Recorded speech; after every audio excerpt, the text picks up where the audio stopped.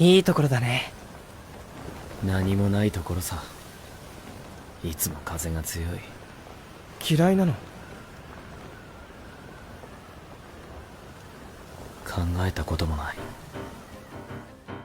Sexual violence is one of the most common crimes throughout the entire world, but statistics alone will never reveal the psychological traumas and health issues that survivors sadly may have to face. To shed light onto this issue, there has been an increase of the media depicting sexual violence in recent years, many handling the topic without much concern, lacking proper research, and throwing in common misconceptions. Animes and comics in particular are infamous for normalizing this sort of content, including a lot of harassment, diminishing the impact that it actually has on a person by letting characters get away with their actions. When it comes to a series like Banana Fish though, the concerns of this issue are impossible to miss, as it plays as Ash's main internal conflicts, connecting a victim's thoughts to those who may never have experienced assault before. After asking 3 survivors on how they felt about the representation within this series, I realized how common sexual assault truly is, and how important it is to have a story like Banana Fish recognize what survivors may be going through. However, although the representation is fairly well done, all of the interviewers agreed that this show definitely needs a trigger warning. One mentioned that she believed more people would watch the series without one, and people would learn more about the truths behind sexual assault without deliberately meaning to. But when recommending this series to friends or family, many of the scenes were just too much to handle. The media has a powerful effect on people in society both negatively and positively. It's important that we remain careful of the content we watch, release, and share, especially with animes that deal with sensitive topics like Banana Fish. Going back to the main argument, what did Banana Fish do that many manga series, animes, and shows couldn't? What are some things that the series needed to work on? How much of it is accurate and takes place in the real world? The first thing that was done correctly was the visual aspects. Yoshida was careful of her choice of visuals, choosing to censor the scenes, focus the viewer's attention on Ash's reactions rather than distract them with something else. Even with short scenes like the kiss between Dino and Ash, the camera angle blocks the viewer from seeing any unnecessary details. A lot of TV shows and movies don't really do this, especially horror movies. According to the surveys and interviews, 2 scenes stood out the most when referring to this topic: the aftermath of Colonel Fox's assault and Ash's mental breakdown in Dino's mansion. The panic attack Ash goes through after Colonel Fox's scene is probably one of the most unbearable scenes to watch as a viewer. However, it's a necessary one to fully understand Ash and how much he has to endure. It gave you a deeper look into Ash's trauma, and was one of the times you could actually see his raw emotion, especially when he was trembling and snapped at Kane but relaxed a bit more in Eiji's arms. I think if Akemi Yoshida was never assaulted, she did a wonderful job in terms of understanding a victim's selective trust, when Ash was more relaxed with Eiji rather than Kane, and the emotional toll it truly takes and how it can make you react to others. The other scene that stood out is one of the most famous moments of Banana Fish: the significance of understanding sexual assault lying within Ash's dialogue the moment Dino reveals that he was adopting him. When Ash talked about how he used to be raped as a child, he said something like, "He didn't think that I could feel anything. He didn't even consider me a human being." That part was so heartbreaking, even more when I realized that I had the same exact feelings toward the people that hurted me in the past and acted like it wasn't a big deal. Keep talking to me and expecting that I should forgive and forget. Despite all the physical and emotional damage, I really felt it for Ash, as I know how dehumanizing is the indifference of your aggressors.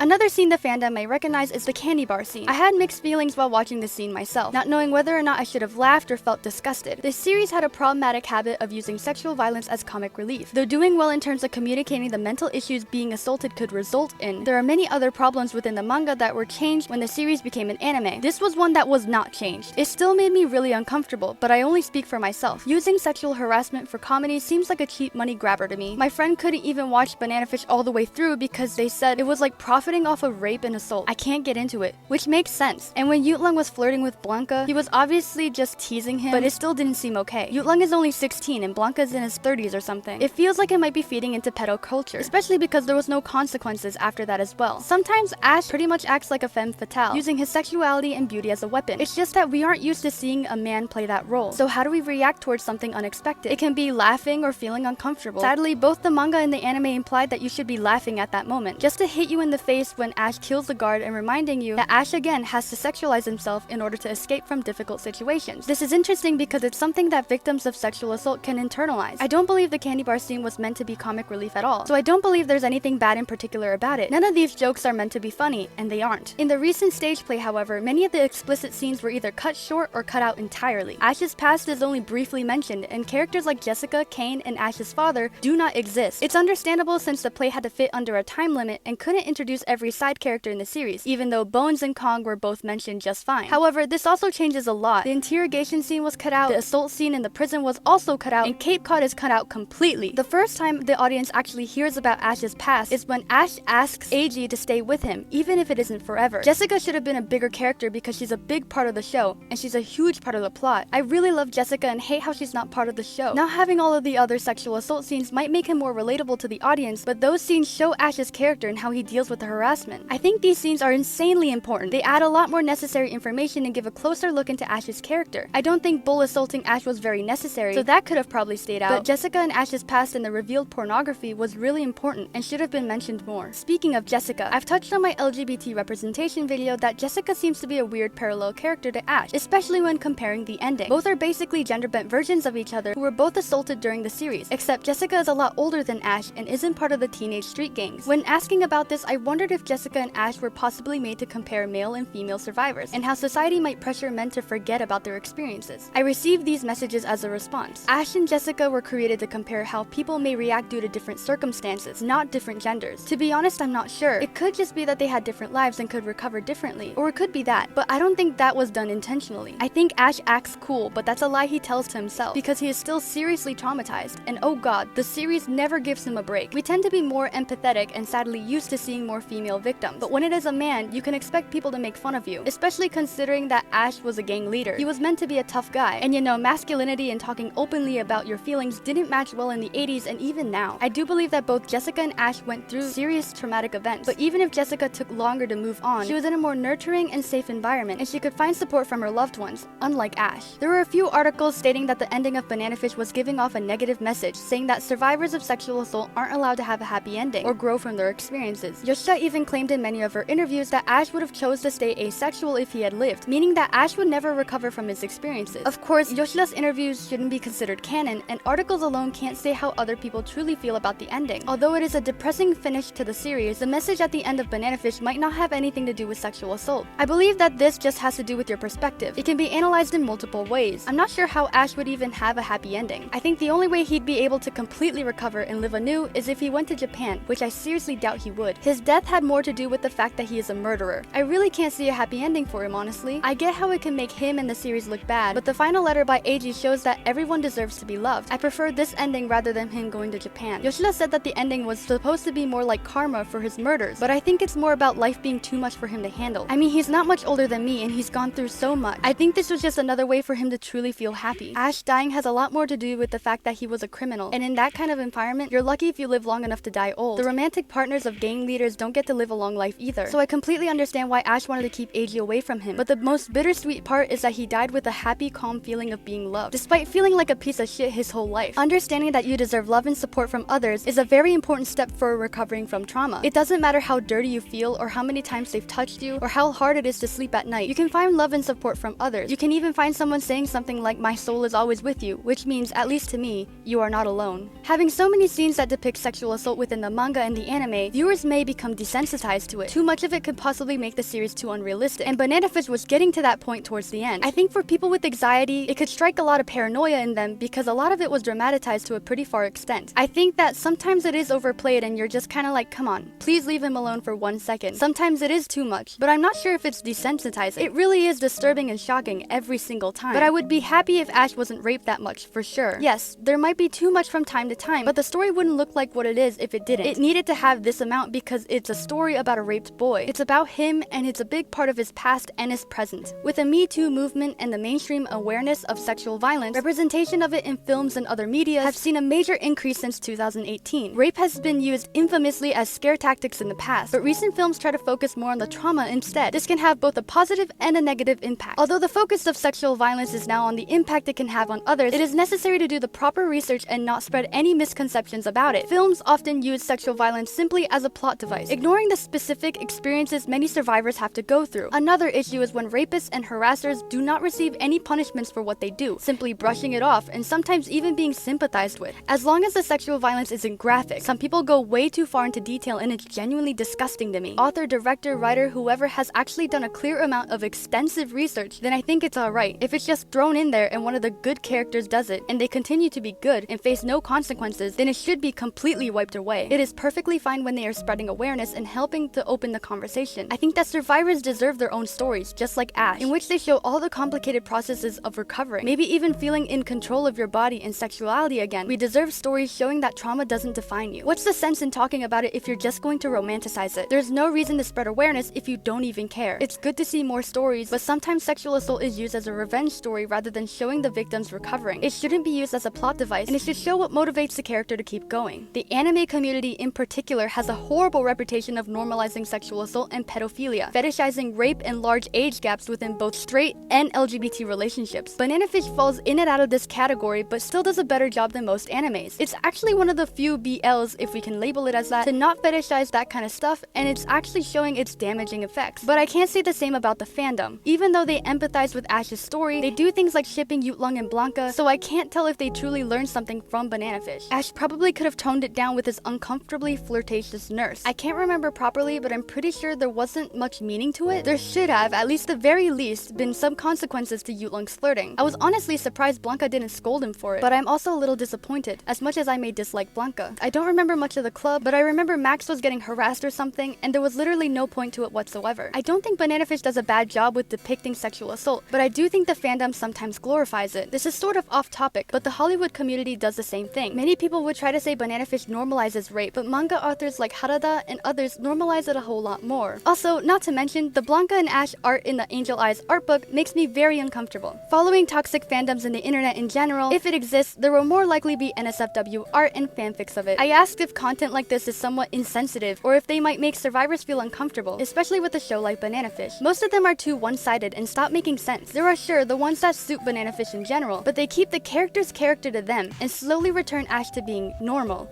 Not at all. As long as it's not the weird pedophilic art that people make, I find it completely fine. I do get uncomfortable with how sexually dominant people like making Ash, or the small little ways they find to infantilize Eiji. I think people can enjoy that content as long as they have the right intentions. Sometimes sexual things are genuinely therapeutic to me, but I don't think I could see myself having an intimate relationship easily. I think some of the Ash Eiji fics and art can do a great job at capturing how tender their love would actually be, but I think people tend to read Ash incorrectly. Kind of. It really depends on how it's handled, because we need to clear up that sexual assault victims can still feel sexual desire, but we often feel guilt about this. A victim doesn't become asexual suddenly. It's just that it takes more time to feel safe with your partner. So I think that as a fandom, we shouldn't keep perpetrating this idea that Ash and all sexual assault victims won't ever have sex, because it can be more damaging and can play a role in the guilt victims may often feel. When the NSFW content falls into a non-consensual sex or sexual interaction, or things like having an uke and a seme, or an underage character being with an older one, I find it disturbing and contradictory with the message of Banana Fish. Something that all three survivors had in common was their fear and struggle of telling others about the abuse. Being extremely cautious of others' reactions caused many to tell only a select few people, avoiding general friends and family. In Banana Fish, the only people Ash told were Eiji and Shorter, although knowing his gang members and his family members for a longer period of time. Ash's dad already handled the situation negatively by siding with the townspeople, who accused Ash of seducing his perpetrator. Max, Blanca, and Jessica found out on their own accord, not by Ash telling them himself. They were more comforting towards Ash. However, many of the other characters used his experience with sexual violence against him and or frowned upon it. I asked if the characters' reactions in the show were similar to people's reactions in real life, and they all replied with yes. People try to close their eyes. As long as it doesn't happen to them, they just don't care about it. In the first few episodes when they were watching some of Ash's old clips, the way they responded didn't seem very foreign. When my mom's ex-husband found pictures of me, he actually scolded me about them. I distinctly remember my 5th grade teacher simply brushing it off when I was trying to vent to her and reach out to her for help. I hadn't even registered it back then, but she was disgusting. In real life, people have those same disgusted reactions when it comes to child pornography of little kids. But when the child pornography is about adolescents, not kids, but still minors, they are really judging and start blaming the victim. They even go as far as to ask for the material. At 12 and 13 years old, somehow the empathy of society starts to disappear. I remembered though, in Banana Fish, Ash doesn't seem to be affected by his experiences all the time. In some scenes he's seen crying, and in others he seems perfectly fine. At first I didn't think of this as realistic. I wondered if the show may have dramatized Ash's emotions for the benefit of the plot, or didn't make him react enough after going through so much in his childhood. I was quickly proven wrong. A common myth about sexual abuse is that there is a correct way to react during the event and afterwards, when in reality, everyone reacts differently. Ash's behavior was surprisingly very common, and many could relate to the feeling of act now, react later, feeling disassociated, and masking emotions. The effects of this coping mechanisms are devastating for your trust towards others, of course. A lot of times it takes years to realize that you were raped or sexually assaulted, and it's even harder to start talking about it. So that's the reason why many victims speak up a lot of times after the event. I think Ash, both for the trauma and the environment he was involved in, had to block it out, but that doesn't mean he wasn't going through a pretty complicated emotional process. Ash wasn't dramatized at all. I would put it aside and bottle it up too. Some people might react like Jessica if they had the time and support, but there's bound to be someone who reacts in the same way Ash Ash did. Anger is the most comfortable and easy emotion to feel, so it's easy to become wrapped up in it. I'd be lying if there weren't times I genuinely thought of hurting my abusers. I feel disgusting and guilty about it now, but I was so angry that I wanted to for a while. I'm especially pissed now after learning that one of my abusers is now married. From the reoccurring nightmares in the middle of the night to the problems with self-confidence, Ash may not have been exactly like every survivor, but he shared some commonalities. Finally, here are some final thoughts and inputs about both banana fish and sexual violence. I wish people understood that sexual assault is more common than they'll ever realize. The statistics we have today are probably too low, to be honest. Sexual assault is never anything to take lightly or joke about. Rape jokes are not non-victims jokes to make and are not dark humor. And parents should always be protecting their kids and on the lookout. They should never doubt their kids when they say that they are being made uncomfortable by another person. Children generally know what's best when it comes to these things. No matter how normalized it is in the world, people need to realize that it's happening. There's a lot of misinformation about sexual assault. Sometimes people might be in trouble and they don't even know it. It's so hard to talk about this openly, so people should know that they should just listen. If they have the trust to tell you about their experience, please listen to them. Please take it seriously. Please let your loved ones know that your love won't be affected by that confession. Survivors aren't defined by their trauma, but they surely want to feel listened to. Talk openly with kids about what is sexual abuse. Tell them the real name of the parts of their bodies. It won't prevent them. It will just give them a tool to recognize when somebody is hurting them. Overall, try to be supportive and comprehensive, so maybe a little kid can trust you and tell you things he might be too afraid to talk about with somebody else. Even without Ash's good looks, genius IQ, or exceptional fighting skills, you can get to know what it's like to be under his skin. And I sincerely hope that you have also felt the healing power of friendship and love. If not with your biological family, with your friends and your romantic partners, just like Ash did.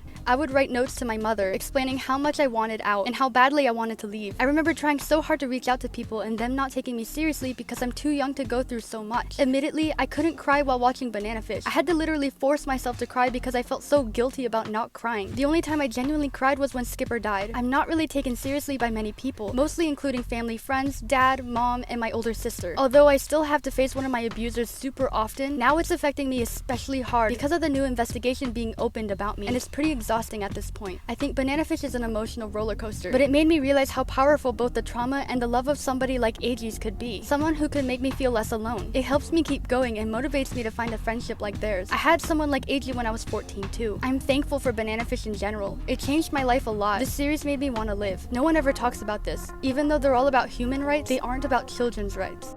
Thank you to everybody for watching this video, and thank you especially to the 3 people who allowed me to interview them. For safety reasons, I'm going to keep them anonymous, but if you guys don't want to remain anonymous, you can DM me anytime and I'll credit you in the description, in the comments, or I can pin your guys' comments so other people can view it more easily. This is probably the most organized ramble I'll ever have on this channel. I started this video thinking that I was going to bash Hollywood and animes for doing this sort of thing, and then it became an Ash analysis, which then turned into this. After the interviews, I just thought the quotes spoke for themselves. Some of the things that were being said and written totally moved me, and I found myself getting choked up even during the editing process. This world is just so unbelievably shitty, but there's still a reason to be a part of it. I feel like change is really just around the corner. I have high hopes that the world is going to be a better place for everyone eventually, and I really hope that change is coming soon. But again, thank you to the 3 people who allowed me to interview them. You guys were amazing. I'm so glad that you guys were so positive throughout the entire interview, and I honestly love you guys. Thank you for reaching out to me. I know it might have been a little bit hard too, but if you guys ever need anything, you can totally reach out to me. But yeah, that's basically it. Thank you again, and I hope you have a nice day.